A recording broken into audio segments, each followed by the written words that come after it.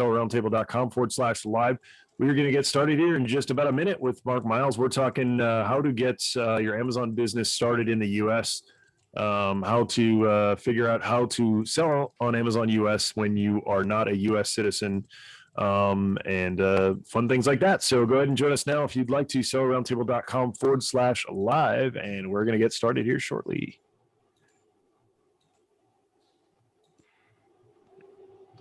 All right, here we go. I will hit record, I promise. Okay. All right, here we go. Hey, what's up, everybody? This is Andy Arnott with Amy Weiss. And this is Seller Roundtable number 107, and we're super excited to have Mark Miles on today. Mark, thank you, and thanks for being here, and welcome. Absolutely. Glad to be here, Andy. Amy, thank you. So, Mark, what we like to do to start out is to get a little bit of background on yourself, so you can give us kind of, as much or as little as you want, where you're born, where you live, where you grew up, school, hard knocks, past businesses, kind of anything you want to go into. We'd love to hear about it. Okay, absolutely. So, yeah, I actually grew up several places around the world. Got my, 007 classification license. No, just kidding. But I actually did live over in several different places. I grew up in Europe and in Asia a bit. And I've always had a love for Asian culture and understanding of European culture. And always, you get a different perspective when you grow up a lot outside the United States.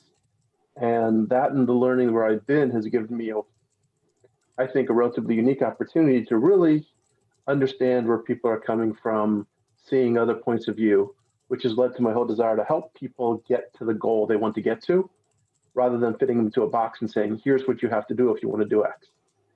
I prefer to take what's your goal? Let me know. We'll find a way to help you get to it. And it's your goal.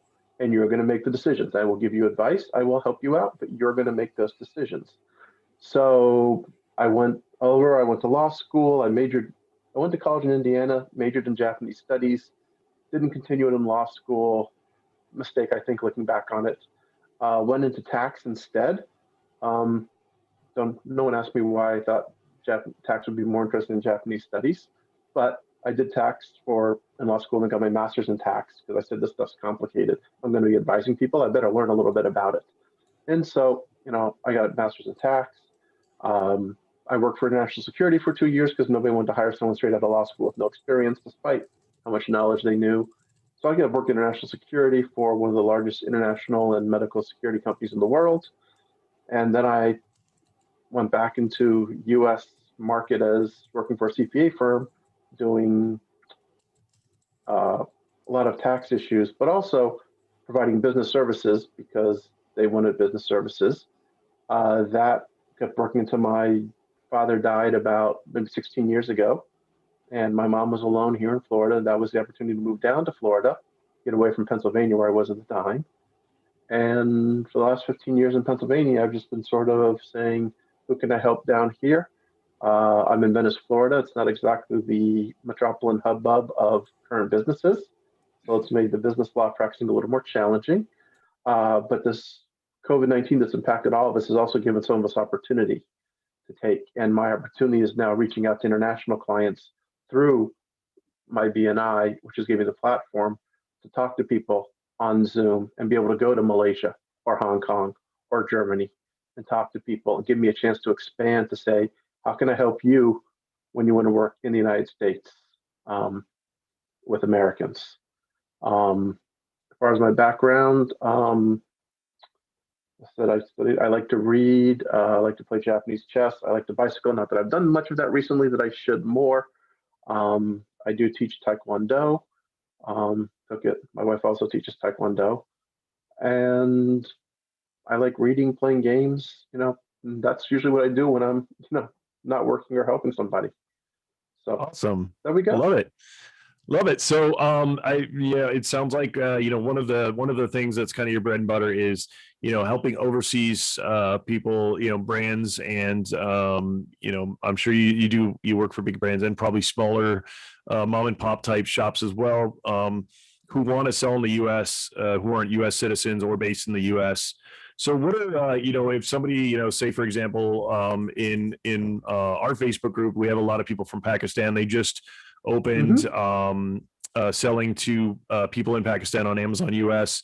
So if somebody was trying to start their Amazon US business and they're from Pakistan, how could you help them? What would be some of the first steps to help them get Okay. into selling on Amazon? Okay, so the first step actually, before you even probably come to me, is making sure whatever product or service that you have is able to be sold in the United States, especially through Amazon or any other US service, because it's like, well, it's great, we have it online and we want to sell this product. Sorry, that's banned, then you're not going to be able to sell. Maybe you have a product that needs to be registered, you have to get appropriate permits from the USDA, or the, FDA, maybe US Tobacco, Alcohol, and Firearms. Those are processes that I'm not familiar with. As an attorney, I don't actually deal with a lot of the government here. But the first is to see what it takes to bring your product. Can you bring your product here? What's the liability for doing so? What's the government regulation for doing so? And is your packaging compliant? And that's going to have to be done by somebody else other than me, because honestly, that's not what I do. You want compliant packaging. I mean, I can tell you a certain, legal liability waivers you want to put, on the package of some, but as far as complying with them, you have to comply with that. That's the first thing foremost. Number one is to say, what have you done to do that? If not, do we have people that I can put you in touch with that know that and can help get those answers? Number two after that is, what's your budget? Because a lot of what you do is going to be depend on how much money you want to or can spend. If you have a lot of money, there's a lot more you can do. If you don't have a lot of money, you have to be very careful and decide what you're going to do with the product.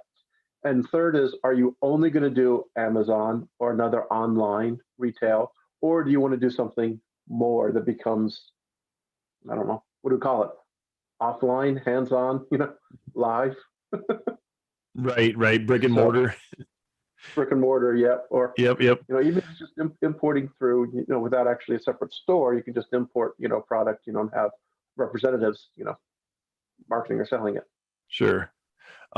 So that being said, do you suggest when you have like an overseas client, are you trying to help them get set up with things like trademarks, banking, kind of what are the pitfalls in terms of getting set up in the US, that because it seems like one of the biggest things that we see over and over again is like verification, right? People having to submit documents and bills and things like that. I mean, that's probably by far the biggest issue that I see with people trying to sell in the US. What are some suggestions that you can give in terms of making that process as simple and smooth as possible?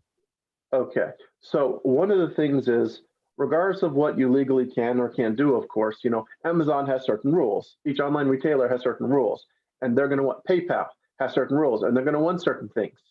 And you can either go through PayPal's rules, and maybe you need to, if they don't like it, maybe get an attorney who specializes in PayPal or Amazon appeals, like people do, to get an answer. If for some reason Amy somehow doesn't have the answer, which I'd be surprised if she didn't, but if she doesn't have the answer and you have to get an attorney, their rules are sort of their rules. The biggest problem you're going to find, which is the same thing when it comes to banking, is most places are requiring a social security number. An EIN number is not good enough to do. Now, if it's a foreign company, you demonstrate that to satisfaction, that might work. But most companies need to have want a social security number. If they want a social security number, you don't have a lot of options, honestly. One is to see, do you really trust somebody that you know in the United States? If they're a family member, friend, do you trust them and are they willing to work with you? We can do whatever it takes to make it the quote legally part of any business entity, so they can use their social security number to provide it. I have Canadians who have used their son's social security number to get the access they've needed to do stuff in the US because their son was willing to do it. And they obviously trust their son. You don't want to go out to some stranger, hey, who's got a social security number? I'll pay you $500 to let me use your social security number. It's not going to work very well. But the other problem with that is banking. So let's say you get set up and you actually want a bank account in the United States. That's really hard if you're overseas. Most banks are now not opening them for foreign residents, non-residents, sorry. Even more, even if they open them, in order to get us as a signer on the bank account, you need to come to the United States for almost all banks. So if you want a US bank account, you have to somehow find your way to the United States and find a bank that's going to let you be a signatory and open an account. Now, that pitfall is easier to fix. That one's much easier to fix. It just requires you having somebody that you can trust, like an attorney. And I say attorneys over anybody else for a very good reason, is most people that are setting this up are not dealing in tens of millions and hundreds of millions of dollars. As an attorney, any attorney who's providing services like I do, what they know for as like a company secretary, registered agent, bank accounts, can also be a person to assist that with the banks. Now, we have ethical rules that apply even when we're not acting as an attorney that follow in everything we do. So the difference that makes attorneys from everybody else is your $25,000, your $50,000 doesn't matter compared to my license. I could care less. I'm not doing anything, to risk my license for your $25,000. I'm sorry, it's not worth it. So if you have an attorney, you have a lot better sense of security that the person is going to do what they want, a little more trustworthy. And I even write into language, certain language into documents that prevent me from doing something that would, without approval. So there's ways to do around that. You have to be, it comes down to, do you have somebody you can trust to do that? Social security number is harder. I'm not going to, even if you're my client, I'm not giving you my social security number just to anybody to use on a form for PayPal. It's not happening. That is going to be one of the harder things. You're going to have to go through their regulations and rules and see what it is they can do. There's really not much you can do about that unless you have someone else give you a social security number. Right. That's a really interesting take on, a view on a different way that you could get set up in the US is knowing somebody with a social security number and working with them. What I would love to understand, there are many different types of attorneys, right? There are patent attorneys and trademark attorneys, and you are more of a general business attorney. And so can you explain why business owners should have a general business attorney, and what kinds of things that you do for business owners? Absolutely. I'm glad you asked that. So one of the things, yes. So attorneys by nature, when they're licensed to practice in any state they're licensed to practice in, can practice any type of law other than patent law, which has its own separate bar, and maybe a couple others I may not be aware of, specialty items that you can't practice. Obviously military, we can't do either. But basically, if it's anything from, criminal to civil to business to tax to divorce, we can do so by nature of as an attorney. You probably don't want someone who can do all of those, because you could, jack of all trades, master of none is not a good thing in the legal world. And so what I do as a business attorney, the biggest thing I help people understand is to avoid the headaches, pit traps, and the legal risks that you take by not doing things right. And here's a great example. I have a friend who is on a Facebook group in Naples called Living and whatever it is, people in Naples. And someone said, I need an attorney to form an LLC. And all these people are like, oh, you don't need to form an attorney to form an LLC. Just go online and do it. It's not the practice of law. You can do it. And I didn't join, I'm not a member of the group where I said something.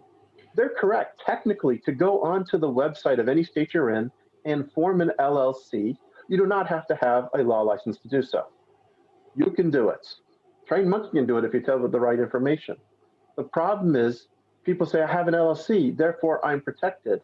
No, most people form a business entity like an LLC for one of two reasons: tax or asset protection, liability protection.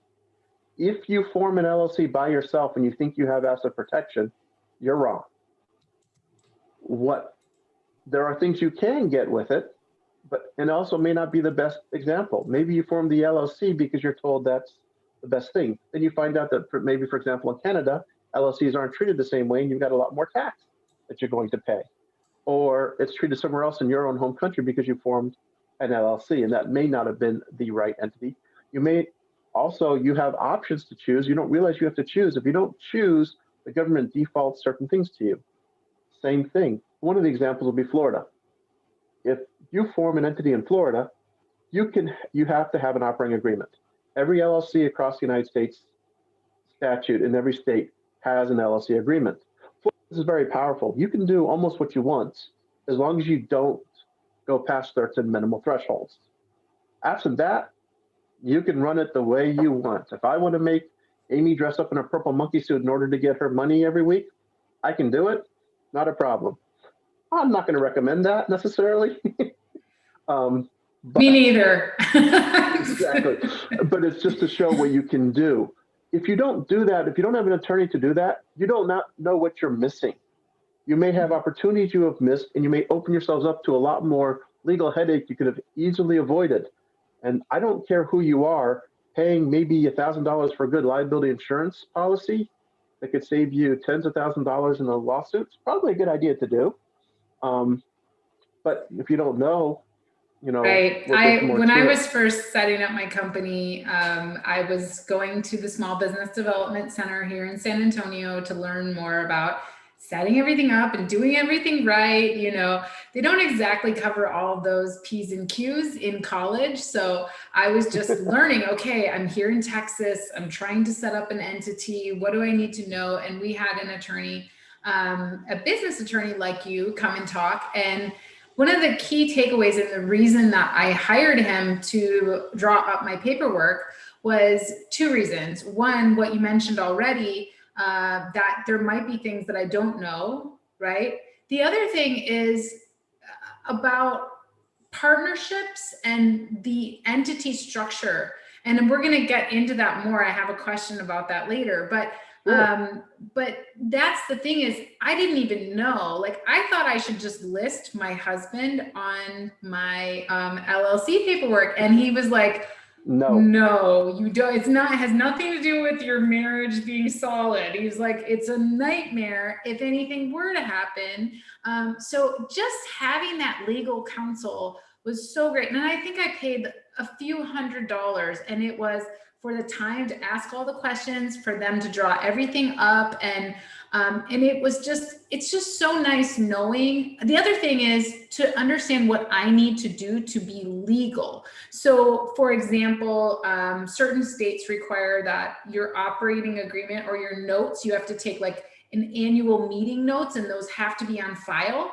And if you were to get sued, and they could basically, if your company isn't found to be legitimate because you haven't kept up with those requirements, the attorney explained to me that if you were to get sued and you're not keeping up with those requirements, your company could be found illegitimate, and then that could fall on your own personal. You could personally get sued, and then what you think is protected, oh, my home is protected, my car is protected, this is all under the protection of an LLC, right? Well, not if that LLC is found to not be legitimate, or you haven't done what you're supposed to do. So in my experience, that's why a business attorney is so important, just to understand, like, hey, what am I doing? And am I saying these things the right way and keeping up with my business the way that I'm supposed to? So I would love to ask you, Mark, as my business is growing, right? So yes, I hired a business attorney to help me understand, to get my LLC set up, all of that. As my business is growing, what are some considerations that I have to reduce my risk? Okay, so again, this is America, whichever state you're in. So which means if you're going to agree with somebody, put it in writing. We all know what happened in Jerry Maguire. Yes, my word is my bond. We saw where that ended up for him. So put it in writing. I don't care if it's your friend. I don't care if it's your neighbor. I don't care if it's your dad. I'm sorry. You're going to put it in writing when it relates to the business. And when you do it, you're going to come and say, okay, we're putting it in writing. What are my risks here if this doesn't happen? Because I tell people, when people look over, I get people all the time, they send me a contract and say, can you look it over? I'm like, sure, I can look it over, but tell me what your concern is. Because if you could give a darn about whether or not you can place a parking sign here, I don't have to worry about the parking language. You know, if you're concerned about whether the air conditioning is covered as a replacement, then fine, I can look at that. But you have to have a concern. So that's what we're here for, is what is your concerns that you have? Those need to be addressed. Now, if there's something blatant or something relatively big, I'll mention something that you didn't mention. That's fine. Yeah, we'll give you that extra. But we start with, what are you concerned about first? And then answer those, because a lot of things have to be drafted specifically to meet those requirements. That's something that I love to do. It's one of the reasons I do what I do, is that I tell people, if you can think it, I can put it in writing, as long as it's legal. It'll hold up. So you come to me and say, here's what I want to do. Here's what I'm concerned about. Yes, we can fix that in writing. Okay. And then if you've missed something big or common, no attorney can catch everything. And we think about things. There are going to be some things that are more remote than, but things change. A lot of times we didn't really think that a pandemic qualified.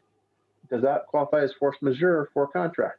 And force majeure is one of those provisions that says, if it's out of control of us, basically in the hands of God, meteor strike, major fire, stop something, we're released from the contract. We don't have to perform. It really wasn't anybody's fault. Right. So unless you rooted for the Patriots, in which case, then that's your fault, it's punishment. But that's outside of that, pandemics weren't included necessarily. Now, you need to be more specific about that. And that's the thing that kicks in. So it changes. It's not the same from 20 years ago. So you have to have concerns when you deal with somebody. We have to put those in writing to alleviate those concerns and to protect you. So that's one of the biggest things when going, forward. The other is taxes, of course. Anytime you do something, there's probably going to be tax implications. And you need to have a good CPA with you that you can have. Even better is you have a CPA that will talk with your attorney so that we can go back and forth. Because a lot of times there's tax advantage to things that don't necessarily are not as good or conflict with the legal protections that you're getting. And sometimes you have to give up certain things. You can't always have your cake and eat it too, no matter what people say or no matter what you see. So sometimes if you want this tax advantage, you're going to have to give up this protection. Not always, and not necessarily so much. And some things you're like, fine, I don't care. I'll give that up in a heartbeat. Not a problem. But you want to have that information to weigh those decisions. So those are the things, whenever you deal with somebody, you want to bring in a partner, deal with somebody, even hiring an employee or something, what's my concern that hasn't been addressed? And if I can't address it, you've hired 5 employees, maybe you want an employee handbook done by a labor law lawyer. Can I look over one? Yes. Am I the best person to draft one? No. Go see an attorney. So those are just, anytime you come up with somebody else involved, do things need to be in writing? That's really when you call up, that's when you call me. Say, okay, right. I've got a concern. Can we put it in writing? Give me some legal counsel about the validity of a contract between 2 people. So speaking, or 2 businesses. So speaking of contracts between 2 people, can we talk about partnerships? Because there are many Amazon sellers that get into e-commerce and they want to start a private label brand, and they're wondering, and I get this question all the time, what should I consider in terms of working with somebody else? And should I take on a partner? I know in private label, I often have to remind people that the payoff is in the exit more than, in the day-to-day with private label. So partnerships, they should really consider what is your profitability and what does your partner want to take out of the business? How immediately do they want to take money out of the business? What are your expectations? But there are so many considerations for partnerships. So can you talk a little bit about key legal considerations for forming partnerships? Yes. So the first thing actually is not necessarily a legal one, is what type of partnership are you looking at? You either have somebody who's coming in that's going to be involved in the business on a day-to-day or even month-to-month and be actively involved and wants to obtain money from it and share in the revenue as it grows, versus somebody who's coming because they want to invest, and you've heard the term silent partner, where they're like, hey, I'm going to invest in, I want X amount of money back. I'll take my payout on the back end. I'm fine with that. I just want this, and I'm going to get it before anybody else does. So you have to decide They both have their own pitfalls and concerns. So when people talk about partnership, are you working together with somebody to say, hey, you've got some expertise, I have expertise, you have some money, I have some money, let's work together? Or are you saying, hey, I've got this cool idea, I need, $100,000, dollars from, a private investor, and we need to create this quote partnership. The latter one, first of all, you're not going to want what's called a partnership. They're going to want equity in your entity. And there's no real entity called a partnership. It exists for tax purposes. And yes, you can file in a lot of states, you can file a general partnership. So I take it back that you can file a general partnership, but it really doesn't do much as far as an entity. And you can't really, trying to have the ownership is really tough. So they're going to want something more substantial. They're going to want to be invested in it.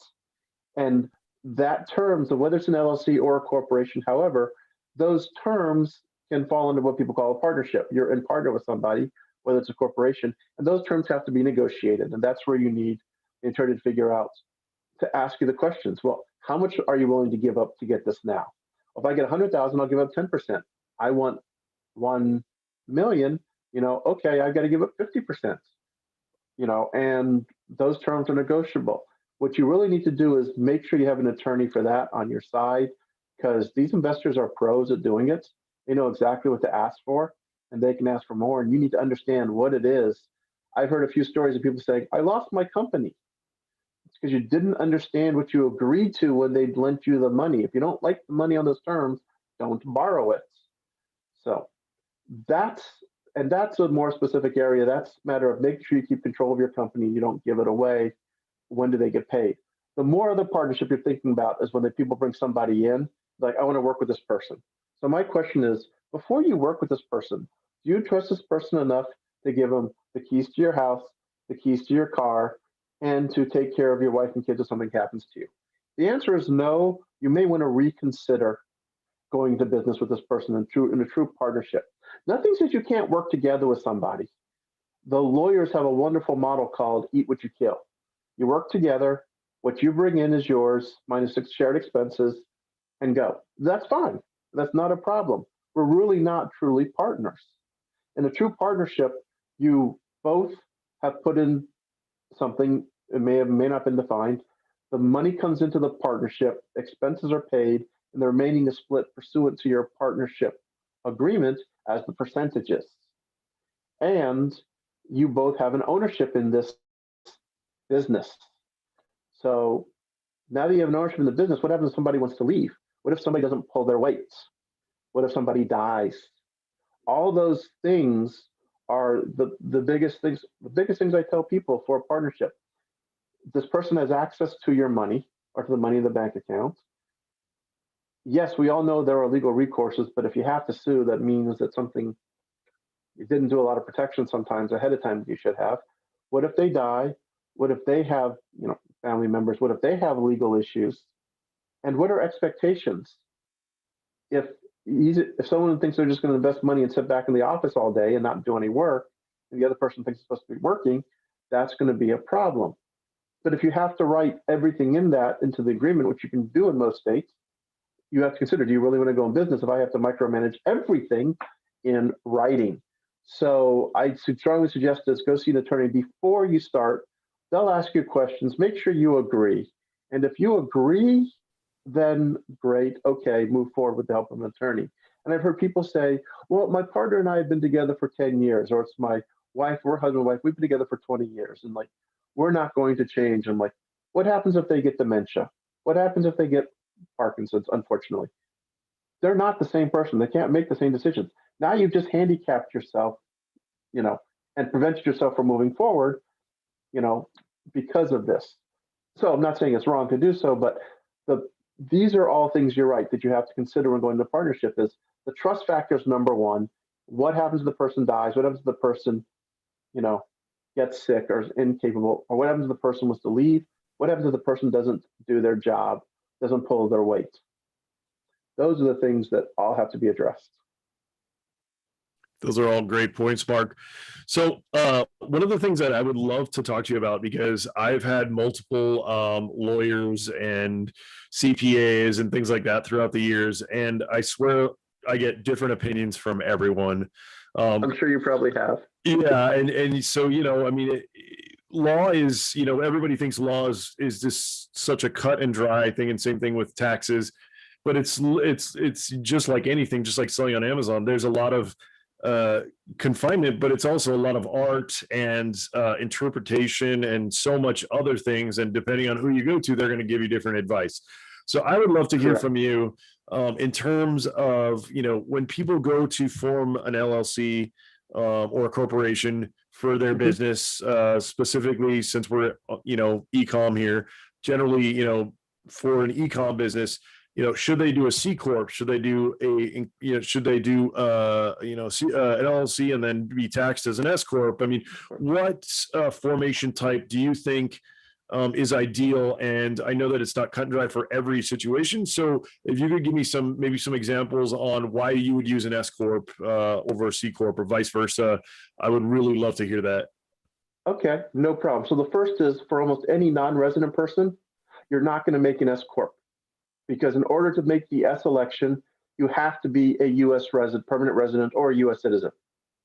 So if you want to be any sort of owner in this entity and you don't reside in the United States lawfully, forget it. You're not doing an S corporation because you're not eligible. So that means you either form a corporation that's treated as what they call a C Corp, or you form an LLC and you make the election to be treated as a C Corp, a sole proprietor, or a partnership. There's three different ways you can choose to be, or an S Corp actually could be taxed as that too. So the basic question is going to be, assuming you can do each, is a comparison of the tax rates between the two countries. Because if you form a C Corp corporation in the United States and it's under regular rules, its net profit is 21%. That's the tax, end of story. Now, you may say, well, that's 21%. When I take the money out, I'm going to pay more tax on it. Yes, you are. Now, if you live in a jurisdiction that has 70% personal income tax, ooh, this 21% looks really nice leaving in there for 3, 4, 5 years, a bit that I don't need to survive on and use it later on. If you're in a 10% tax bracket, that sort of sucks. You don't really want it. So the other, besides just the tax rates between the two, because you have to add, what tax am I going to pay in the country I'm in? What tax am I going to pay in the US? And yes, you can get credits for stuff in the US against your home tax, but if your tax rate's lower, you're going to lose out on those credits. If your tax rate's higher, you can gain some. You have to compare those, look at a US tax treaty, because what people don't understand, it's not just the tax amount ultimately at the end, it's what's called a withholding tax. And the US has a rule that says if it's non-US real property and you make a payment to a non-resident alien, unless you come under one of the rare exceptions, you must withhold 30% of what you're paying. And that's not a tax due, that's just a, hey, we're holding this to make sure you file your individual income tax return with the US government. And if you don't owe that tax, you'll get it back next year.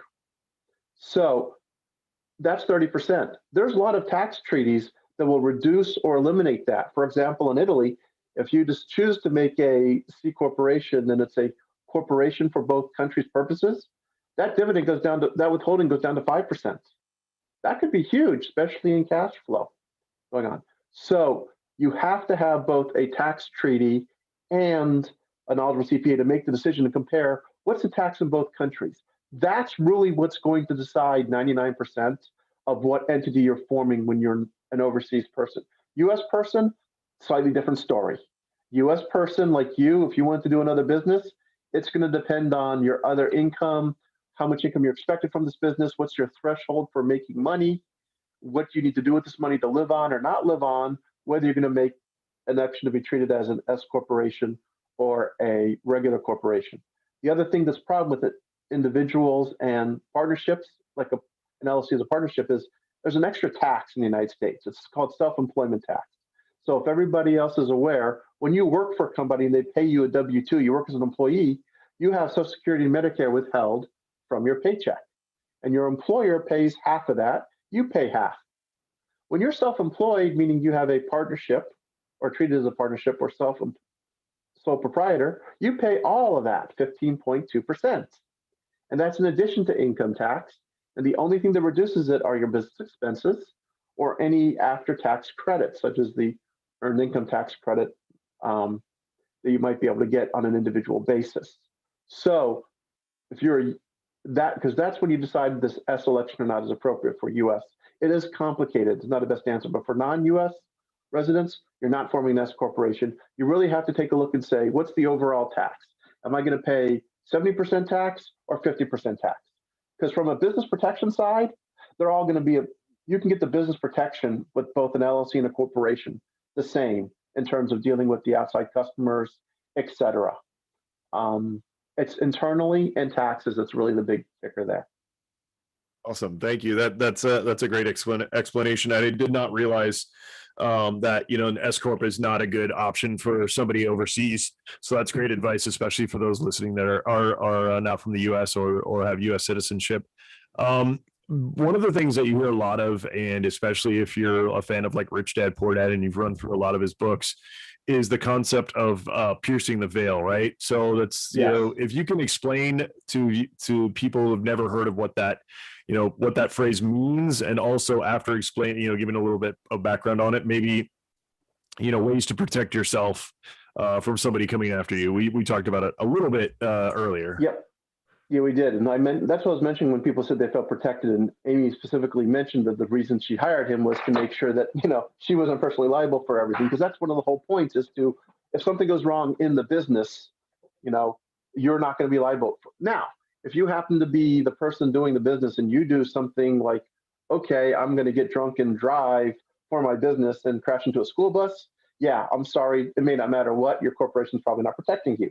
But the general rule for piercing the veil is if you act on behalf of an entity, then any liability for something that turns out to be wrong or a court holds to have been wrong is taken care of by the company, and it stays with the company. So you manufacture a product and you buy a bad raw material from somewhere that turns out to be, poisonous, as a product that people can put into their mouth, and you get 5 people, saying, hey, your product caused my baby to go to the hospital, because you had a different batch of raw material you put into the product. Yeah, you're going to get a bunch of lawsuits over that. And there's not going to be $5,000 lawsuits. So what you want to say is, worst case scenario, if something dreadful happens, I can walk away from this business. But my house, my car, my personal bank account, all my personal stuff is protected, and I don't have to worry about that if the business goes. Whatever I invested, I lost it, so be it, if need be, but I'm okay. That is what people expect. Piercing the corporate veil is when they, like I said, they go right through it like a knife through hot butter, and then they go after you personally and say, you owe us. And that's the biggest scare. And that's what I said by people that just going on and forming the LLC at the state Department of State webpage for your state doesn't give you that protection. And yes, there are some things you can do on a personal level to protect an assets, but that only works in some states. And when you have a place like Texas, which is a community property state, is a whole other story, on how you can do that. You have certain limitations sometimes. So you don't want to get to that point. Absolutely. So every state has a little bit of difference with what they will allow. But generally the rule, there's 2 hardcore rules, no matter what state you're in, that you need to do. If you violate either of these 2 rules, expect somebody to be able to pierce your corporate veil like there's no tomorrow. Rule number 1, do not commingle business and non-business funds. If you have started a separate entity, it has its own bank accounts. It pays for only business expenses. You only deposit business income. Now, we understand small business. Sometimes you have to put money into a small business. Sometimes you can take money out from a small business if things are good. You can do that. That's not a problem. You just have to transfer the money to yourself. If it's online, transfer business personal. Call it, shareholder, owner, whatever, and let the CPA classify it as appropriate and let them know so you're not surprised at the tax year or that you make some improper distributions. But you can take money out and you can put money in yourself. What you can't do is pay for your personal items through the business. Oh, 4 of us are going out to eat this weekend. Okay, let me put it on the corporate card. Yeah. Oh, we're actually going to go fly to Puerto Rico for a vacation. Let me put on the corporate card. No, that's called commingling. You're paying for personal stuff and the same. Nothing says you can't take the money out, pay yourself, and then use your personal card. But no, commingling, not keeping any separate records, like not having that bank account saying, well, it's the same bank account I do all my personal out of it. That's almost like death sentence. That's like lawyers going to, any litigation lawyer is going to salivate getting that type of case. That's number one. Funds are not commingled. Number two, adequate capitalization, meaning if somebody is going to sue the company as a separate entity, there has to be some sort of expectation that they can get something. You'll hear a lot of people saying, well, I have no insurance, I have nothing because they can't get anything in my company. Well, that's number two, when they're most probably going to go right past through it and go to you. Because if you're operating in business, you're expected to be able to cover something that's reasonable. What's reasonable? Depends on what you're doing. If you're manufacturing woolen mittens that you knit yourself, what's the worst case your woolen mitten's going to happen? Someone gets a little scratchy because they're allergic to wool and didn't read? Okay, what's that going to be worth? Maybe a couple $1,000s at best. You don't have to have a whole lot. You manufacture nitroglycerin, you probably need a lot more because the risk is going to happen if something goes wrong. Boom. And actually, that's a bad example because there's something called strict liability, and when you work in those areas, you're sort of toast no matter what if something goes wrong. But if you have a part with lots of pieces that you have to manufacture, if any of those pieces break off and go into, it can be swallowed by a kid, or is poisonous or causes a problem, or the part breaks and therefore the whole machine itself doesn't work properly. What happens if a machine has, intricate sawing capability, and when the parts you manufacture ends up breaking, the saw causes the saw to cut through somebody or something? All of those are those risks. And you have to understand what's a reasonable risk for what you do. They have to be able to recover. Now, if you have tons of money in the corporate bank account, you have tons of equipment, that's probably good enough. The problem is they take it all, you now have absolutely nothing whatsoever. One of the things you can do to help prevent that is to buy liability insurance and make sure you follow everything they say. Tell them exactly what you do. Don't lie to the insurance company. Don't try to cut it short. Make sure you tell them everything you do, and when you change, you let them know and you answer the questions honestly, because it's so easy for insurance companies not to honor their policy if you violate the rules. One example being several contractors, they have a policy that says if you use a subcontractor, you have to make sure they have proper insurance. Well, if they don't, we charge you a higher deductible. So your $5,000, your $1,000 or $5,000 deductible now has gone to $25,000 because you didn't do what you were supposed to do. But if you do what you're supposed to do and you get this insurance for liability, that's considered an asset. That's got reasonable recovery. That will help reduce big time. Those two are the most critical. You have those covered, it's going to be pretty hard to go through after those two. What Amy mentioned earlier about having these minutes or these notes, etc. So that's treating it as a separate corporation. That's when you keep notes of what you do as a shareholder, because you're acting basically as a fiduciary. If you were handling your mom's money, you're not going to say, I'm going to make every single decision on my own and not say a thing. And I'll just go to Atlantic City every week. No, you're probably not, because you're under a duty. Same thing to a corporation. If you're going to make a big decision, document it. This is what we're going to do. If you have more than one partner or shareholder, make sure both of you have discussed it and you've done it. Because if you don't, then you got, partner issues. But if you create the separate bank account, create the entity, new number, letterhead separate, and treat it as separate, and you have your operating agreement and your resolutions, it's not necessarily going to be in and of itself. But if you ever have to go to court and the judge is like, okay, you've done this, and judge, here's all the written stuff we've done showing that everything is in the corporate name, having that there may just tip the difference to say, hey, you're treating this seriously, like you should, and you weren't.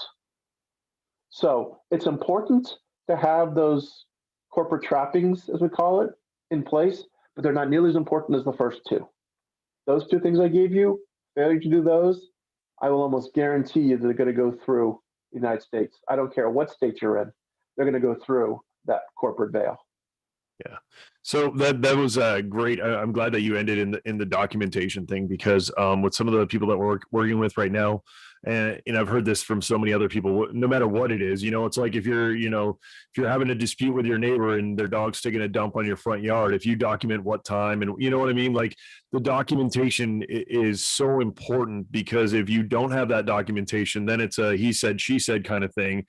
And usually, correct me if I'm wrong here, but a lot of times that's the plaintiff is at a better better standing, because they're the one who's bringing the complaint. And if you can't prove them otherwise, that's a no. No. So generally, rule is if you want to bring something, the burden of proof is on you to prove it as a rule. So if you're going to say this person did or didn't do something, the burden of proof is on you who's bringing it to do it. So you're actually, if it's hard. The problem is if you don't have much and the other person doesn't have much and you're living up to a judge, it's like a coin flip. It's like, okay, you know what? We didn't document this. Who's the judge going to believe? Does he believe you or does he believe the other person? And it's a matter of fact. So the judge in these cases operates as a fact finder. And if he finds as a fact the other person's more believable than you, it's not a lot of appeal to that, like there is on the law. The judge ruled wrongly. Judge made a fact finding determination. Absent something egregious like the guy admitted later, I committed perjury and I didn't say this. It's hard to overrule that. So anytime first of all, going to a judge is risky no matter what. Anytime you go to a lawsuit, but the more you document, the more happy lawyers are willing to settle when you have more stuff. So if you're going to minimize costs, minimize the risk, document everything. And one of the biggest things in corporations is, let's say you're the managing partner, you run most of the day-to-day operations, and you have 3 partners who have like 3% each. And you fail to do the proper resolutions when you decide to take out an SBA loan or an EIDL loan, or you decide to put some money in because it needs to get going, and you do it on your own. Now what? Now you've taken action, even though you may have had the right in voting to do so, because it's over, you've now violated some of the statutes, the corporate rules on what you can and can't do. And now if something goes up, it's a breach of duty, you don't have documentation. Well, it clearly says X and you didn't do X. It's hard to defend against that one when they don't even have to prove it, because it says you shall not, and you didn't, or and you did, which they no longer have to prove it. They just have to show that it was done. Now it's on you. Interesting. So, in terms of, I'm kind of switching gears here now, but, Sure. if you're working with somebody overseas, they come into Amazon, they build a fairly sizable Amazon business in the US, and they say, hey, I want to sell the business. How could you help somebody in that position? And what are some of the considerations to think about if somebody who's not a US citizen is trying to sell a US based company, specifically for e-com? Okay. Actually, it's really not a whole lot of differences that you would with anybody else in selling a business. They're relatively minor, the differences, because basically you're going to say, all right, how much am I getting for this? And what are the terms? People don't realize you can negotiate terms all day long on what you get or how you get. The biggest thing with that people forget is people often buy a business on small amounts and like, oh, we'll pay you a percentage of recurring, or of revenue. Well, you need to secure that. What happens if you don't get that revenue? What happens if you don't get that money? You need to secure. Anytime you don't get full cash down and you're either carrying a note back or you're getting paid on a percentage or residual or something, you need to make sure that's secure. And where I can help is say, okay, let's make sure that that is secure. Here's the things you have to consider when you're selling the business. Here's the possible terms you negotiate. It's not a legal thing, but have you thought about doing this? No, I hadn't thought about that. Okay, let's see what we can get for the business. And if you come to me early enough, I can refer you to somebody else that says, hey, maybe if you cannot increase your revenue anymore, but we can do more in the business so that instead of getting 2 times revenue, maybe you'll get 3 times revenue or 4 times revenue. So the biggest thing, one, is if you know you're going to sell your business, start preparing early. If you want to sell your business a couple years beforehand, say, here's where I want to sell. Come to me and say, let's take a look at this and see what we need to do and set up the time frame. If you have to sell, you are under so much worse in conditions on what you accept than if you're ready to sell. So first thing I'm going to say is come to me earlier than you think you are to make sure you're in a good position. Second, what are you going to do about funding if you're not getting paid up front? If you're getting paid cash up all up front, really not much of a concern as much. At that point, you're like, okay. Now, the other thing is, of course, when you buy a business, there's two ways to buy it: asset purchase or sale purchase. Sorry, stock or unit purchase. Asset purchase, they buy all your assets. You let them use the name. You shut down your entity. They form their entity. There we go. Stock purchase, they actually purchase your stock outright. They buy your whole company, stock, everything in it. And there's people like, why would you ever do that? If you're in an online Amazon business, you probably won't. But there are certain businesses where there are contracts or licenses involved where you can't really do it under the state law unless you purchase the ownership of the entity itself. So there are reasons to do so. And if it's an asset purchase, here's one of the biggest things is you have to file your US tax return at the end. So you have to know how much you're going to gain on this. And one of the things people forget is the IRS has a rule. It says anybody worldwide that sells a business in the United States, or if you're a US citizen selling a business worldwide, you must report how you break up the money. So if I buy business from you, Andy, for $100,000, we have to break it up. All right, 10,000 to furniture, 10,000 to inventory, 50,000 to goodwill, 10,000 to a non-compete. Now, most of that doesn't have a big tax effect. A couple of those items can have a huge tax effect. So not knowing what you're agreeing to when you have to allocate, and the IRS says you will submit an allocation form. So if you don't do it, they're going to come back at you. And if both of you submit a form independently and those numbers are different, guess what? IRS is going to come back and say, let's take a look at your numbers. If you want to agree, you have to agree ahead of time. And if you don't know what you're doing there, you risk large amounts of tax effects, to do. So just by the warning of that to work with the CPA and let you know what you're missing, that's the other thing that you can do as a sale. The only other thing is potentially as a foreign business, understand that they may withhold 30% of the proceeds. So if you need this money for your mom's hospital, don't necessarily expect that the full amount is not subject to withholding that you're going to get back next year. So that's really the biggest thing plus of course your tax you're going to pay in the US, but generally as a rule, the capital gains tax right now is relatively cheap and is usually less than most other places. Not always the case. So that's really it. I mean, not much difference for foreign non-US companies other than those tax considerations. Some of those are great tips, though. All right, what I'd like to ask at the end here, Mark, is you said that you're into like reading and listening, and watching TV, things like that. What are anything that you're currently listening to, watching, reading that has made a big impact in your life in terms of business, personal, anything that's really catching your attention right now? Okay, well, most of the time when I read, because I have to do all this reading for work, when I read, I want to read stuff that's feeds my brain. I don't want to think. When I go to read, I'm reading translated Chinese novels, I'm reading Westerns, I'm reading sci-fi, I'm reading fun stuff that I don't have to think about, just spoon feed me. But I have noticed that as a member of BNI, there have been some great people that have talked to BNI that aren't part of BNI that have done some amazing things. And, several of the books Dr. Meisner found in BNI has written have been several other people that he's co-authored with. The book Who's in Your Room is something that's really, really something important. And the basic premise is you have a room. You are the doorkeeper. You can let anybody you want into the room. Whoever you let in will never leave. From a business standpoint, which I was first written, who do you want in your room? From a living standpoint, your friend, who do you want in your room? That's one of the most, very powerful, very limited things that I have heard and seen. That book, Who's in Your Room? It's really not a big book. It's not very long. It is great.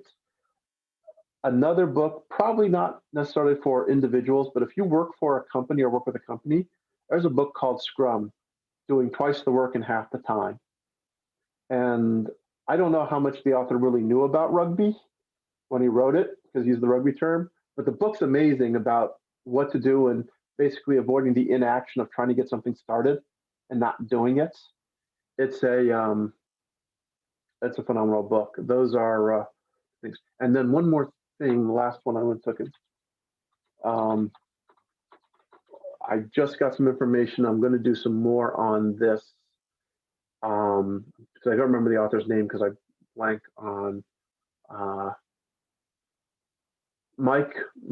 Profit First. Mike McAllowitz. Yeah, we've actually had him on the show on the podcast. Have you? Yeah. Awesome. He's one of our favorites. The concept behind it is an awesome concept. I'm sort of sad to say I just found out about it last week through the PI National Convention.